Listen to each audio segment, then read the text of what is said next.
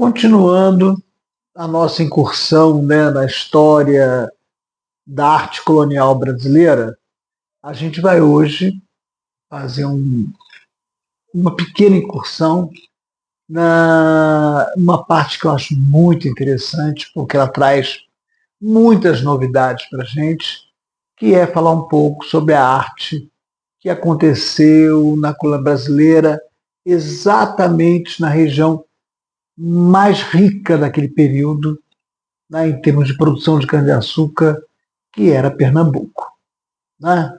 Exatamente a capitania de Pernambuco. E antes um pouquinho de eu falar sobre Pernambuco, né, e os vários momentos, porque foi um período muito dinâmico, a gente nem pode falar de um tipo de arte só, porque tiveram mudanças em função de alguns acontecimentos históricos nossos conhecidos. Mas eu quero lembrar uma coisa para vocês.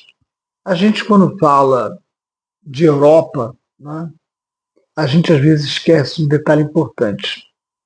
A Europa, na verdade, mesmo com todo o procedimento, digamos, de domínio, né, de formação de impérios, de, na verdade, exercer explorações bem indignas com relação a povos das outras partes do mundo, como a África, como aqui na América Latina. Na verdade, a Europa não era uma coisa compósita, né? Ela não era uma coisa única.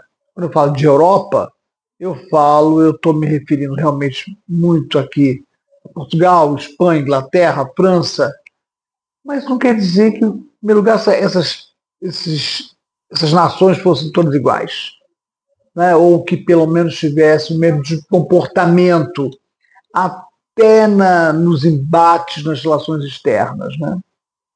Mas quando eu vou falar de Pernambuco, eu preciso chamar muita atenção para esse aspecto das diferenças quando eu trato Europa, quando eu penso na Europa. Né?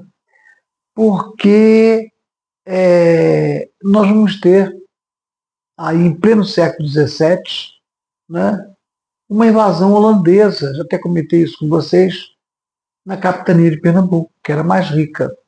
Né? A gente vai comentar sobre isso, relembrar esse fato histórico, mas eu não tenho como passar por cima de um fato importante. A Holanda, por motivos também históricos, né, ela era um território na Europa que, de certa maneira, ela se, digamos, ela não era totalmente afinada com a maior parte da Europa, com uma boa parte da Europa. Né? A gente não tem como incluir a Holanda intitulada de católica. Né? Embora o catolicismo fosse muito forte em alguns pontos da Europa, né, em pontos importantes, ela não era novamente católica. Aliás, a questão religiosa para a Holanda era uma questão meio complicada de se afirmar. Vocês reparem que, para a Holanda, alguns intelectuais chegaram a se refugiar exatamente pelo excesso de perseguição, por pensarem diferente, ou, ou porque, de alguma forma, né, eles feriram alguns aspectos dos dogmas católicos. Né? Aí teve o caso do René Descartes, que foi parado na Holanda, e foi exatamente na Holanda que ele gerou, né, o seu principal trabalho, né, a própria ideia do penso logo existo, né, a questão de todo aquele racionalismo que ele cria, né, conhecido hoje como cartesianismo, exatamente em função do nome dele. Isso aconteceu porque ele pôde estar na Holanda. Né? Ele não estava na França, que seria a terra dele, que é a França absolutamente católica, não tinha espaço para o trabalho do René Descartes. Então, a Holanda era esse local. Né? Também uma outra figura que eu considero fundamental é do judeu, né, Baruch Spinoza. Spinoza é uma pessoa magistral no campo da filosofia, no campo do pensamento. Né? E Spinoza só conseguiu pensar o que ele pensou só conseguiu gerar as ideias que gerou que estava na Holanda. Então, realmente, você tinha um certo clima na Holanda de tolerância religiosa, coisa impossível você encontrar na maior parte dos países da Europa. Então, eu quero chamar atenção para isso, para mostrar que, muito embora a gente fale de Europa, a Europa não é essa coisa tão homogênea, tão compósita como a gente pode imaginar. Realmente você tem um caso de uma Holanda, por exemplo, estou citando a Holanda, porque é o caso que me interessa particularmente agora, que destoa desse clima católico, dogmático, que a gente via na maior parte do território europeu. Bom, mas o que tem a ver a Holanda? A Holanda, durante o período colonial, ela esteve por detrás praticamente de Portugal, dando um grande apoio financeiro. O governo português utilizava muito, né, toda aquela rede financeira da Holanda, poderios, navios, tudo que a Holanda tinha, né, de promissor em termos comerciais. Para a Holanda era excelente, porque a Holanda, uma boa parte dessa renda gerada com a cana-de-açúcar de Pernambuco ia para as mãos, né, dos seus capitalistas, né, da sua burguesia. Tá? E isso levava a que, durante esse tempo todo em que Portugal e Holanda mantiveram esses negócios, né, essa rede comercial, mesmo que discordassem entre eles com relação às ideias propriamente religiosas, né, que eles fizessem com que o açúcar pernambucano, o açúcar dessa parte do Brasil, fosse muito mais holandês do que português. Porque o investimento que a Holanda teve, né, com a permissão de Portugal, né, porque Portugal precisava mesmo, né, faltava a ele esse dinheiro para investir ali, né, fizesse com que a Holanda dependesse muito também dessa renda que vinha daqui do Brasil. A questão toda é, né, em 1580, né, houve aquele fato sui generis, né, da união das monarquias ibéricas, que muda muita coisa. Né? O rei Dom Sebastião falece numa uma guerra na África e tal, e fica sem herdeiros. O herdeiro mais próximo era o rei Filipe II da Espanha, que assume o trono de Portugal também. Então você tem a famosa união das monarquias ibéricas, né, em que a Espanha passa a ser a dona de tudo. Né? Quer dizer, praticamente o Tratado de Tordesilhas acaba. Isso, em termos dos colonos brasileiros, foi um momento interessante, porque eles puderam se expandir para o oeste sem nenhum problema, porque ali agora aquilo tudo era de trânsito comum. Né? E a boa parte da expansão do nosso território, das nossas fronteiras para o oeste, veio em função dessa união das monarquias ibéricas, que agora tudo é de um só. Então não tinha por que dividir a América em duas partes, não é mesmo? Então, quanto a isso, tudo certo. Exatamente o que nós percebemos, né, era que nós estávamos agora diante desse impasse. Só que tem um detalhe importantíssimo. A Holanda estava em guerra com a Espanha, já tinha um certo tempo. Né? A Espanha dominava a Holanda, era uma região dominada por ela, e a Espanha estava numa luta pela sua própria autonomia. Então as duas estavam em guerra. E logicamente que a Espanha proibiu a Holanda de continuar fazendo comércio com a América, com o Brasil. Né? Isso não agradou nada à Holanda, é claro. Né? Ela vai se considerar completamente ultrajada. Quer dizer, ela tinha investido um bom capital aqui no Brasil e ela queria reaver o seu negócio, reaver o dinheiro que havia empatado aqui nas nossas terras em Pernambuco. Bom, isso foi, quer dizer, essa celema toda foi sendo criada nas lutas de Espanha com Holanda, né? Essa questão é uma questão latente, até que a Holanda resolve que não ia mais discutir isso com a Espanha. Ela ia vir aqui direto no Brasil ia tomar para ela aquilo que ela considerava que era muito mais dela do que de Portugal ou da Espanha, que eram as terras de Pernambuco, a parte mais rica da colônia, quer dizer, a maior produtora de cana-de-açúcar do Brasil naquela época. E eles invadiram, então, né, a, aqui o Recife, né, entraram em Recife, entraram em Pernambuco, dominaram essa região por 24 anos praticamente, esse domínio, e é um domínio que é interessante da gente perceber. Em primeiro lugar, porque vai ser um momento, a gente fala tanto no domínio católico e tal, mas a gente tem esse parêntese aí, né, esse parêntese na época do governo holandês, especialmente a administração de Maurício de Nassau, quando ele realmente entra para administrar Pernambuco. Né? E ele vai fazer uma política de liberalização religiosa, né? Quer dizer, ele não queria entrar em conflito com os senhores de engenho, então o catolicismo estava super liberado, sem problema nenhum, mas também ele vai liberar para o calvinismo, né? Para a religião evangélica que existia na Holanda e que eles permitiu aqui, inclusive, a entrada de judeus. Muitos judeus que eram perseguidos em Portugal, como os safardistas, né? Que vêm para o Brasil e têm liberdade total em Recife. Constrói sinagogas, né, e realmente começam a fazer, e é um período em que eles vão investir muito dinheiro também naquela região.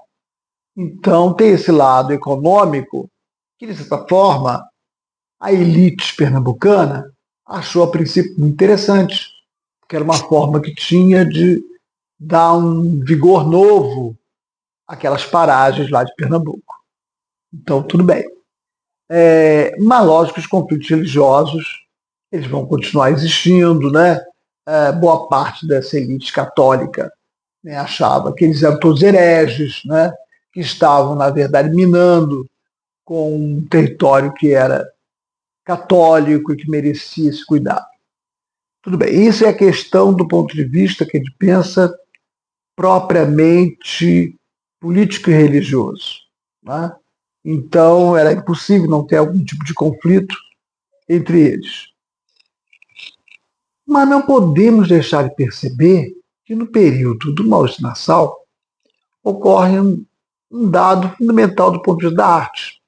Ele traz para o Brasil, traz para Pernambuco, uma missão artística, científica, que era poder fazer uma avaliação realmente do que Pernambuco tinha, do que o Brasil tinha de interessante, que merecia ser melhor explorado, melhor percebido, né? E nessa equipe vieram artistas importantes que vão marcar profundamente a vida, não só nessa época, como posterior. Né? A gente tem registros importantíssimos feitos por artistas como Franz Post, que vai fazer retratos de paisagens de Pernambuco, que nós não temos outra forma de saber como foi Pernambuco, como foi o Brasil colônia naquela época, a não ser por essas imagens criadas por Franz Post. Né? Então, eu acho que isso é fundamental a gente saber, né? Que tem isso. Né? Então, o Franz Post ele é uma pessoa, figura importantíssima, e ao lado do Albert Couch, né? Os dois, o Albert Couch vai criar imagens de pessoas que viviam naquela capitania, né? Inclusive de negros, de índios. Né? E é muito interessante as imagens que tanto um quanto o outro criam. Tá?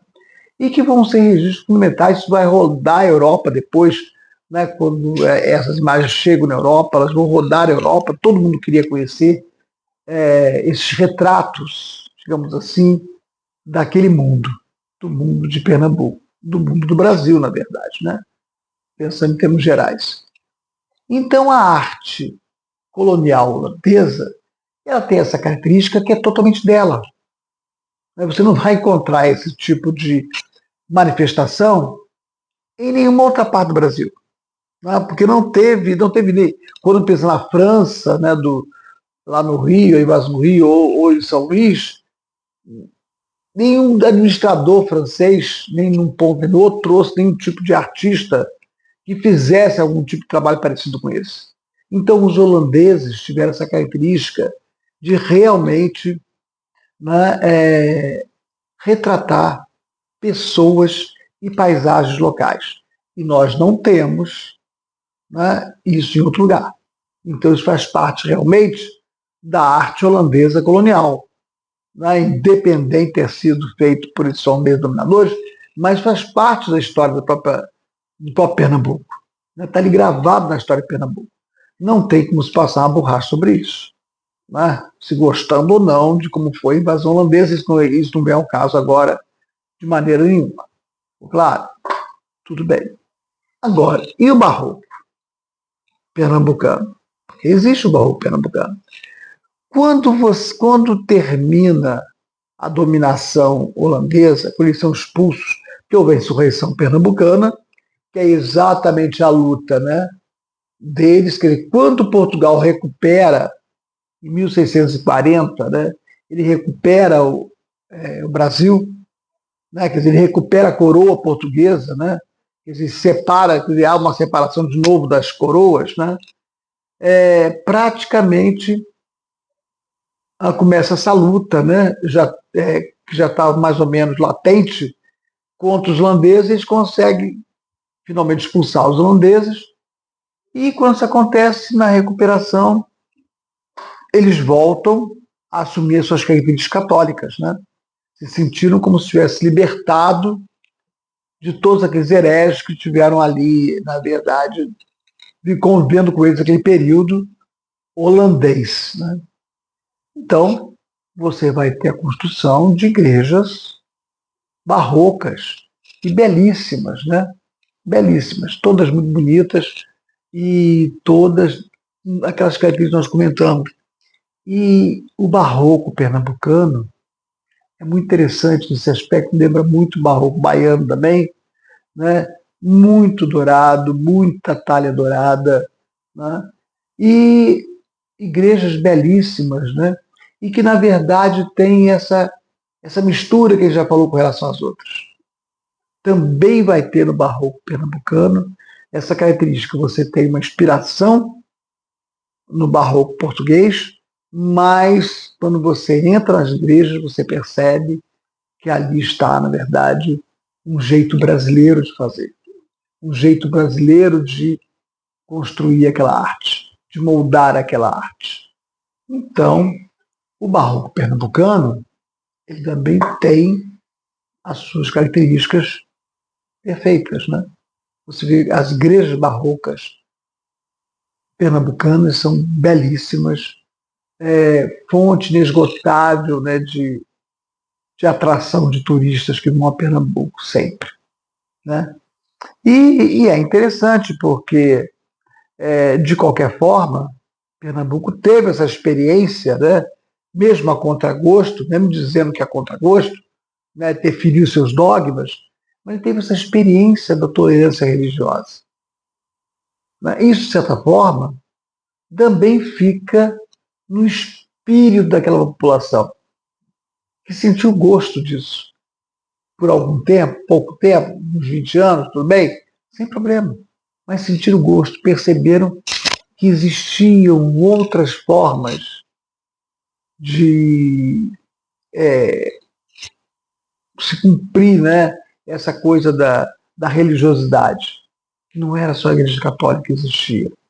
Isso também ajuda na influência que essa arte vai ter.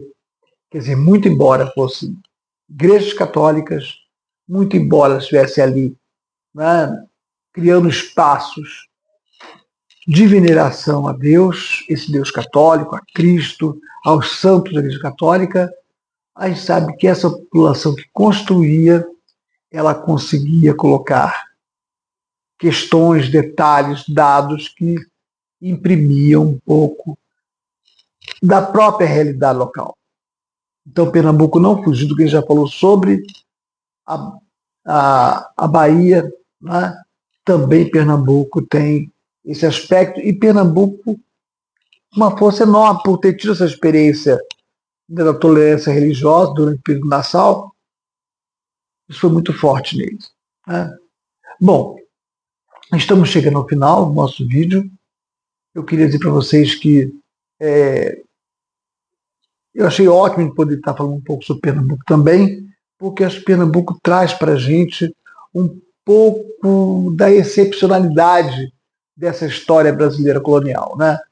É um pouco caminhar por veredas diferentes, né? Que tem um gosto diferente, né? Um sabor diferente, como foi esse, de ter, na verdade, essa experiência da invasão holandesa, da administração de Maurício Nassau, e como que isso, na verdade, reverberou também no campo da arte, nos deu pessoas tão interessantes, né, como Franz Post e Albert Ecaute. Né? Foram pessoas muito especiais. E isso sem ter feito com que Pernambuco não entrasse no rol das igrejas barrocas também, ou seja, também faz parte do barroco brasileiro. Né? Então você tem esses dois momentos em Pernambuco que se conjugam, né? Não se perdem, não se chocam, né? Em hipótese nenhuma. Ok? Então, no próximo vídeo a gente vai continuar ainda com o barroco brasileiro. Temos mais um tanto para discutir ainda sobre isso. É uma história um pouco longa, mas que vale a pena. Eu acho que a gente aprende muito dando esse mergulho no barroco, dando esse mergulho na nossa arte colonial brasileira. Vocês concordam? Então, um beijo para todos.